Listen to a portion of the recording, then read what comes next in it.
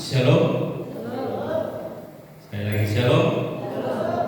Anugerah Tuhan yang besar yang melimpah bahwa pagi kita boleh bertemu di tempat ini. Nah, dan Bapak Ibu yang dikasihi Tuhan, hari ini kita akan merenungkan satu bagian firman Tuhan dalam kitab Bilangan pasal 25. Bilangan pasal 25 ayat 1 sampai ayatnya yang ke-18.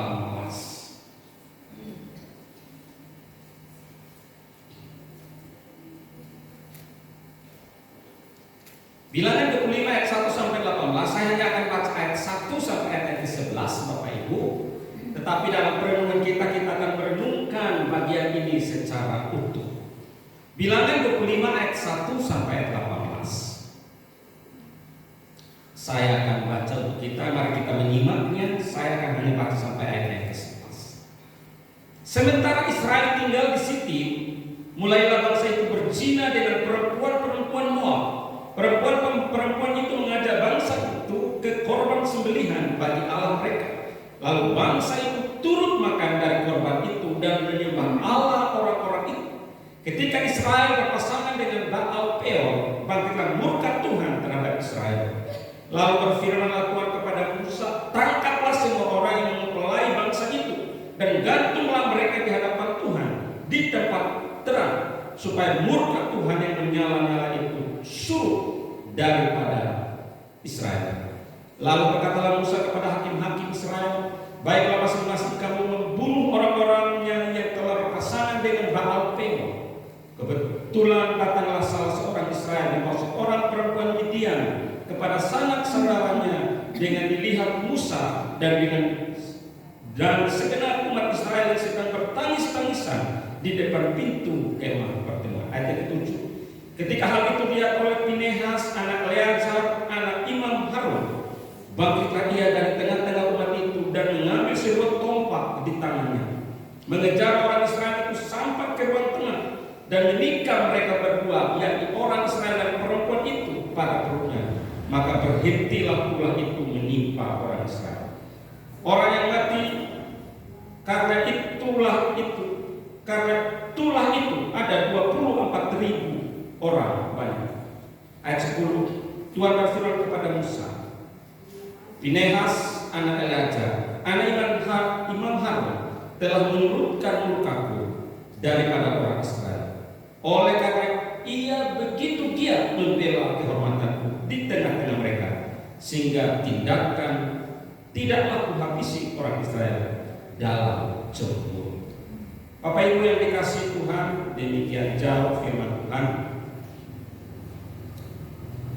Kita dalam perenungan kita akan melihat ayat 12 juga sampai ayat 18. Saya memberi tema kecil kita dalam perenungan pagi hari ini adalah giat untuk Tuhan.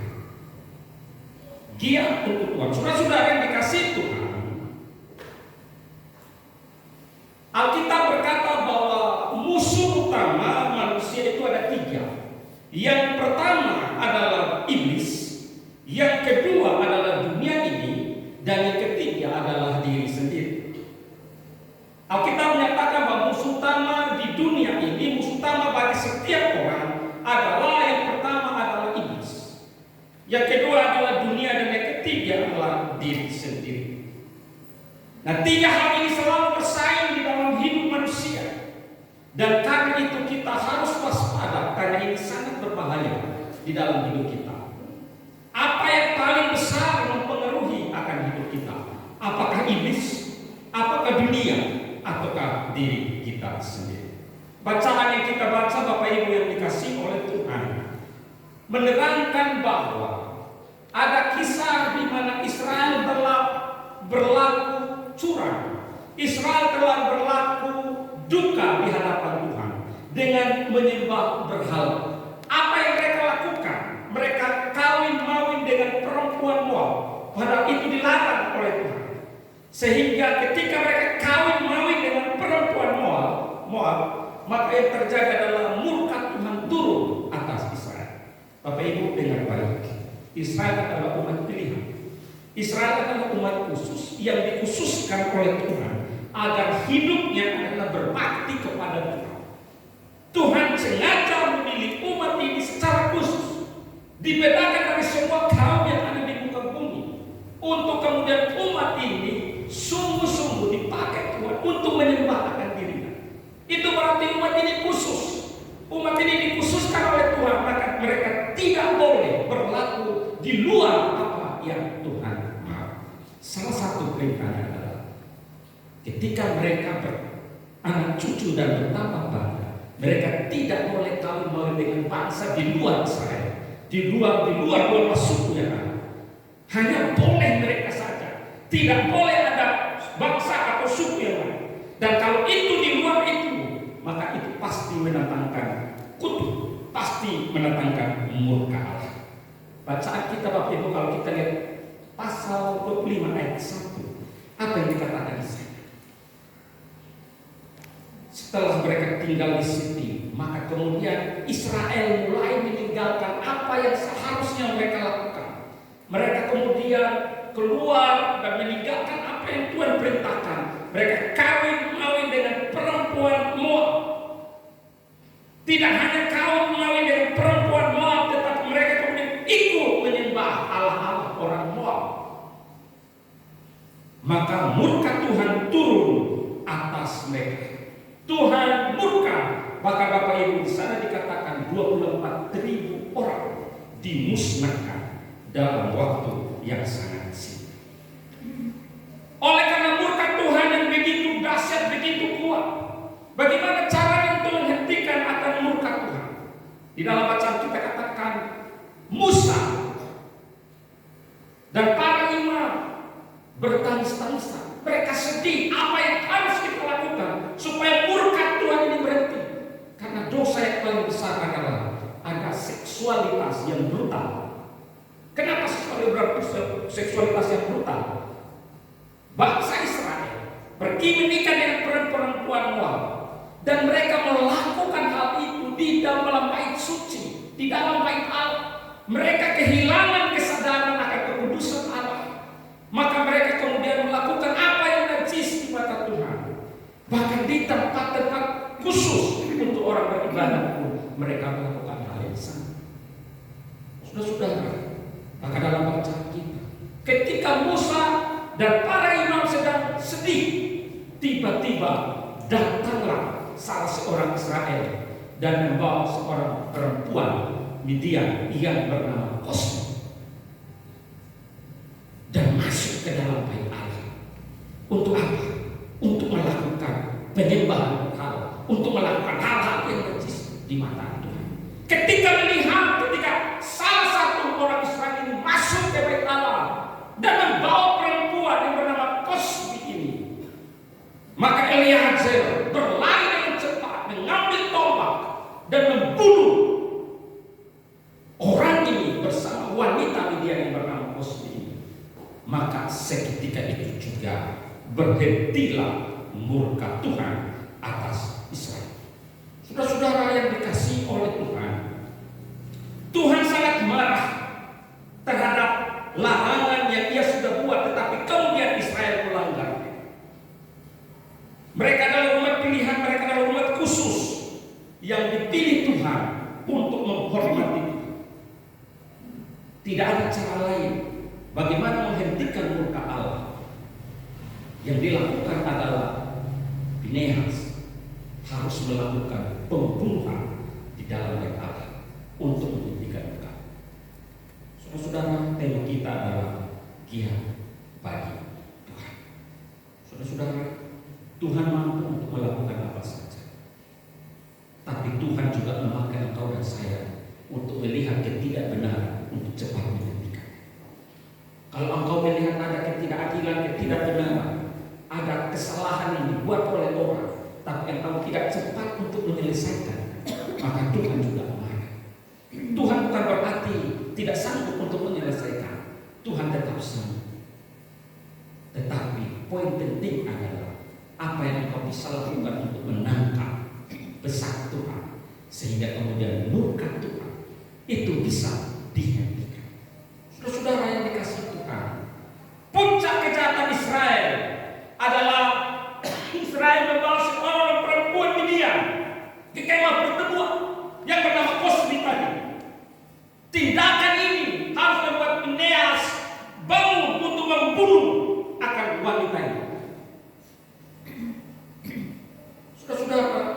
dikasihi oleh Tuhan.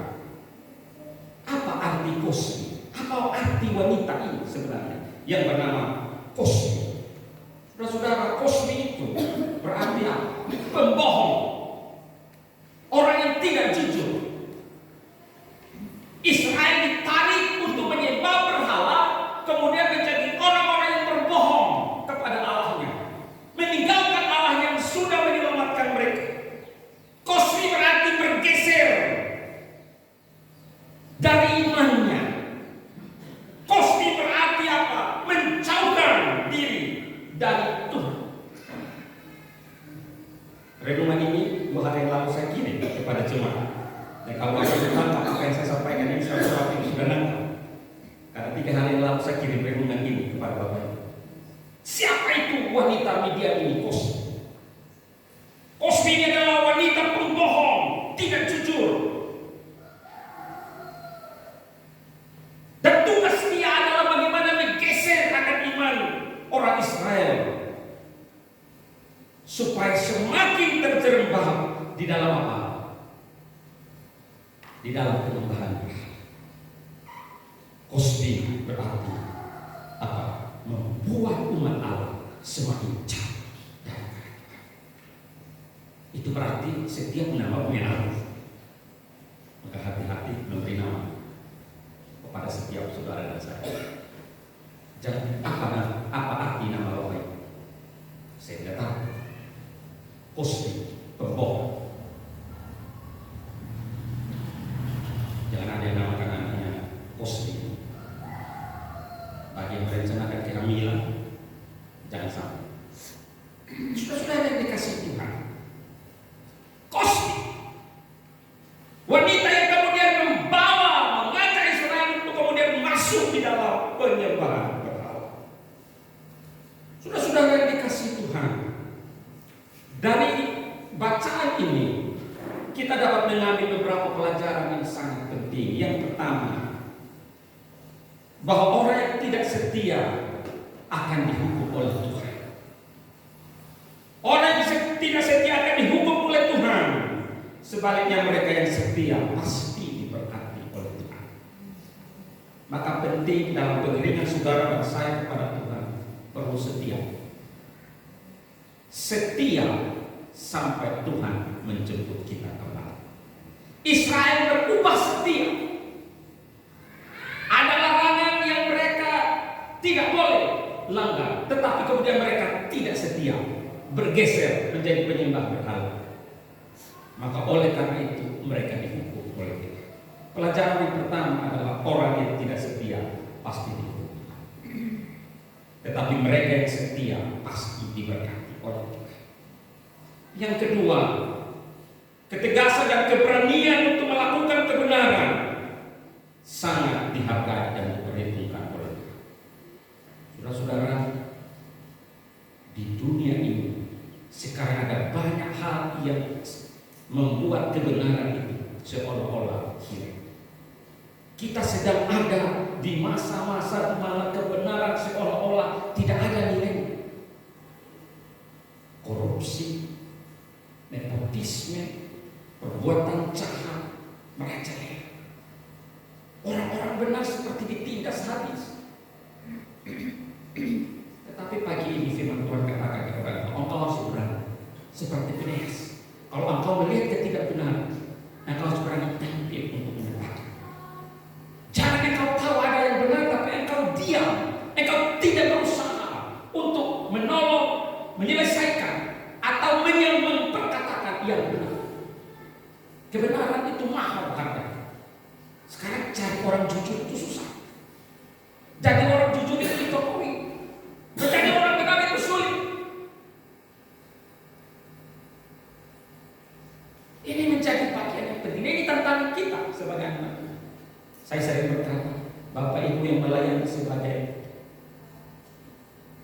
pengajar, apakah mengajar dengan jujur?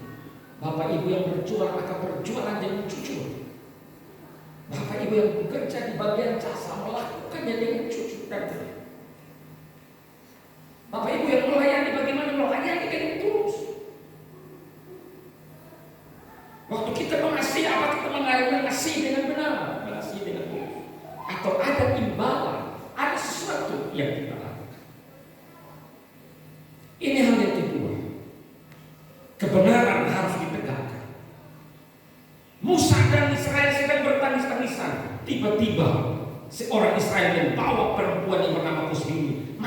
pertemuan dan mereka memperlakukan perzinahan. Fineas tidak tinggal diam. Dia langsung bangkit, ambil tombak. Kalau Bapak Ibu baca saya katakan mengoyak perutnya, dua-duanya mati. Ini seolah-olah kejam. Tapi sebenarnya bicara tentang bagaimana ketegasan saudara dan saya terhadap kebenaran. Kalau engkau tahu itu benar, mari lakukan. Jangan pura-pura tidak tahu kebenaran. Padahal engkau tahu untuk melakukan. Yang ketiga, jangan pernah tergoda untuk melawan Tuhan, apalagi berseberangan dengan Tuhan.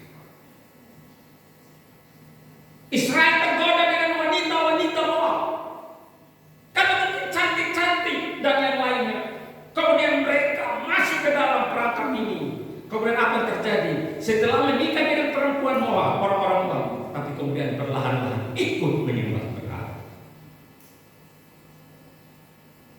Hari ini ada wanita baru. Kalau kau punya pekerjaan ini, lakukan ini. Kalau mau, saya kasih ini, kau harus ikut saya. Anak-anak muda, jodoh itu hati-hati. Jangan engkau tergiur dan kemudian engkau lebih dalam masuk di dalam, dan engkau kehilangan segala. Jangan pernah tergoda untuk melawan Tuhan. Bukankah Israel sudah melihat bagaimana Tuhan menolong mereka keluar dari Mesir? Perjalanan yang panjang Tuhan tolong mereka, tapi seketika mereka kemudian melawan Tuhan dengan masuk kepada penyembahan. Jangan pernah tergoda untuk melawan. Yang berikut, pencarian berarti bahwa dosa akan menghancurkan persekutuan dengan Tuhan. Dosa selalu menghancurkan hubungan dengan Tuhan. Ketika dosa ada di tengah-tengah persekutuan, maka hubungan dengan Tuhan putus. Maka jika hubungan dengan Tuhan putus, maka yang ada adalah kutuk. Bapak Ibu, tidak ada dosa kecil, tidak ada dosa besar. Dosa di mata Tuhan sama. Karena itu ini bagian yang sangat penting. Dosa menghancurkan persekutuan kita dengan Tuhan. Coba review diri. Bagaimana hubunganku dengan Tuhan? Kenapa saya malas memuji Tuhan? Kenapa malas saya berdoa? Kenapa saya malas melakukan hal yang rohani? Jangan ada dosa. Dan kalau ada dosa, maka semangatmu untuk melakukan hal-hal yang benar, hubungan dengan Tuhan menjadi hilang. Saudara, yang kelima, jangan pernah takut untuk melakukan kebenaran. Mungkin itu kecil, tetapi pasti ada pengaruhnya. Jangan pernah takut untuk melakukan kebenaran. Kalau saudara tahu itu benar, pertahankan. Tetap berlaku benar. Meskipun sekitarmu berlaku curang, tetaplah berlaku benar. Tuhan menghargai orang-orang yang berlaku benar. Itu sebabnya dalam Ibrani 10 ayat 38 katakan begini. Ibrani 10 ayat 38 berkata begini. Tetapi orangku yang benar akan hidup oleh iman, dan apabila ia mengundurkan diri, maka aku tidak berkenan kepada.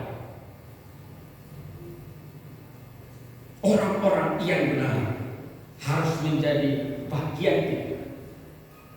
Dunia boleh kacau dengan perlakuan-perlakuan, tapi kita harus tetap ada hidup dalam kebenaran. Saya mengatakan Bapak Ibu, sekarang orang buat kesalahan, tapi orang ketawa, amin.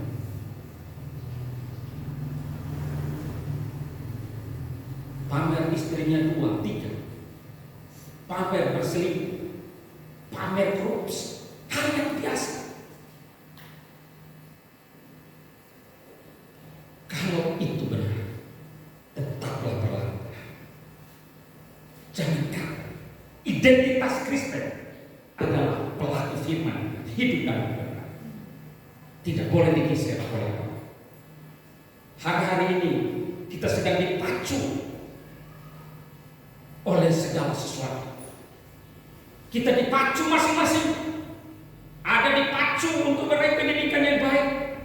Ada yang dipacu untuk mendapat pekerjaan yang baik. Saya pernah baca ada seseorang karena saking dia belajarnya, gelarnya sampai banyak sekali, sampai 30-an. Itu mungkin bagi dia. Saudara, saya tidak harus seperti itu. Apa yang sedang kita kejar hari-hari? Dia apa yang sedang engkau lakukan?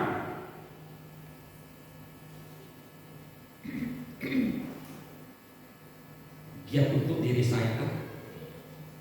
Giat untuk dunia kan? Atau giat untuk Tuhan? Mari kita cermati segala sesuatu yang membawa kita menjauh daripada Tuhan. Maka itu pasti bukan giat untuk Tuhan. Bapak Ibu dengar baik. Keluarga bisa menjauhkan kita dari Tuhan. Persoalan bisa menjauhkan kita dari Tuhan. Pelayanan saja bisa menjauhkan kita dari Tuhan. Pekerjaan bisa menjauhkan kita dari Tuhan. Contoh bisa menjauhkan kita dari Tuhan. Bahkan anak juga bisa menjauhkan kita dari Tuhan. Maka harus berhati-hati. Giat apa yang sedang engkau dan saya kerjakan? Giat apa yang sedang engkau dan saya kerjakan? Kehormatan siapakah yang sedang kita bela? Apakah Tuhan ataukah diri kita sendiri? Saya berdoa Bapak Ibu dan saya sungguh-sungguh ditolong oleh Tuhan agar betul-betul kita giat untuk Tuhan, tetap berlaku benar, tetap berlaku jujur, jangan tergoda oleh apapun juga yang ada di sekitar. Dunia sedang menggiring kita ke sana, tapi tidak boleh tergoda saya ikut arus. Amin. Berlaku benar, jadi orang benar. Saya punya pengalaman waktu ada di Aceh. Saya ditawari untuk meng-ACC sesuatu yang tidak benar. Saya ditawari uang dan sejumlah uang. Saya kalau ingat itu merinding karena saya pikir itu akhir daripada hidup saya. Malam-malam karena saya tidak kompromi dengan apa yang benar, malam-malam saya diculik dan kemudian dibuang di hutan Gelembang. Saya kira mungkin itu akhir hidup saya. Setiap kali saya ingat peristiwa ini, saya kira hidup saya sudah selesai. Dan tidak ada keluarga, tidak ada satu yang tahu. Saya diculik dari rumah, dipakai kantor ninja. Padahal saya sebenarnya sudah mulai feeling. Jangan buka pintu. Kenapa saya buka pintu? Karena di samping saya ada tentara orang pada. Dia selalu ingatkan saya, Pak, kalau tengah malam jangan pernah mau buka pintu siapapun. Kalau Bapak pastikan tidak kenal jangan. Sedangkan orang yang Bapak kenal pun kalau boleh jangan. Itu sebelum saya menikah tahun 2006.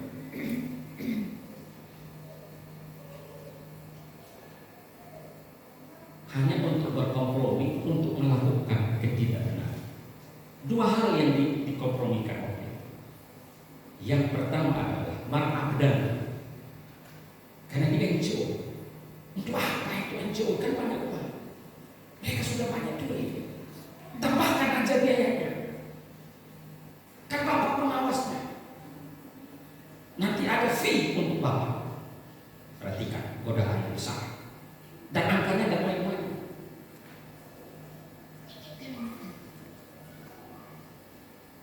Berapa banyak tahun saya di Aceh yang hal yang sama, bukan hal yang sama. Fee-nya cukup besar. Yang kedua, memasukkan bahan tidak sesuai dengan yang seharusnya. Udah Pak, aman saja. Ketika saya tidak mau, senyum saja dia. Tapi senyum dengan mencurigakan. Bukan malam itu.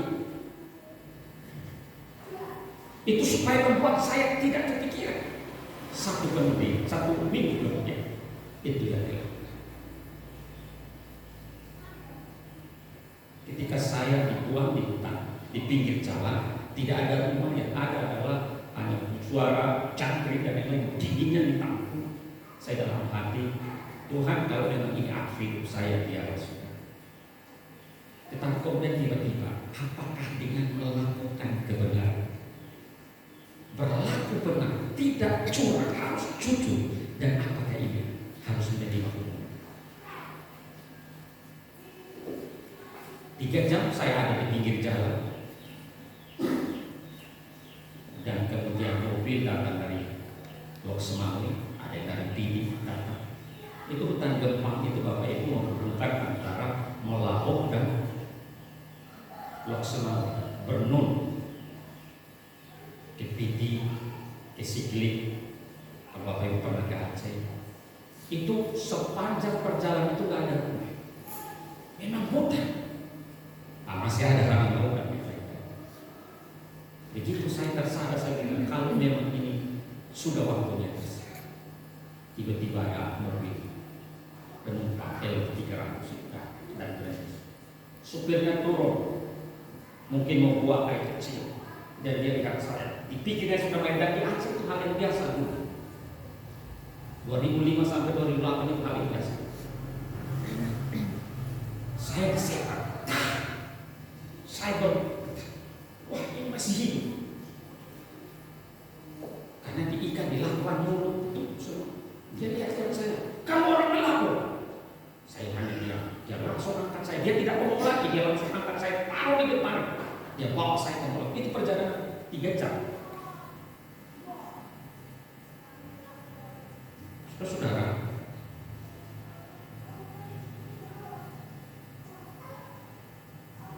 pengalaman yang indah yang akhirnya membuat saya sampai hari 100 rupiah. Kalau bukan itu milik, jangan ambil. Kebenaran memang mahal harganya, tapi engkau dan saya tuntut kejujuran dan jangan tergoda sedikit. Saya banyak pengalaman di Aceh tentang hal-hal bagaimana kita mempertahankan integritas kita sebagai anak. Karena itu Bapak Ibu penting. Poin-poin yang tadi saya sampaikan adalah hal yang sangat penting. Jangan tergoda sedikit oleh dunia.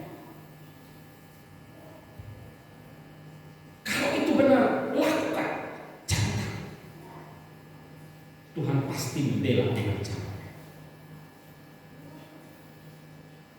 Pertanyaan terakhir untuk kita dalam renungan, giat apa yang sedang engkau lakukan? Giatmu untuk Tuhan atau seluruh hidupmu yang kau giatkan adalah untuk dirimu sendiri?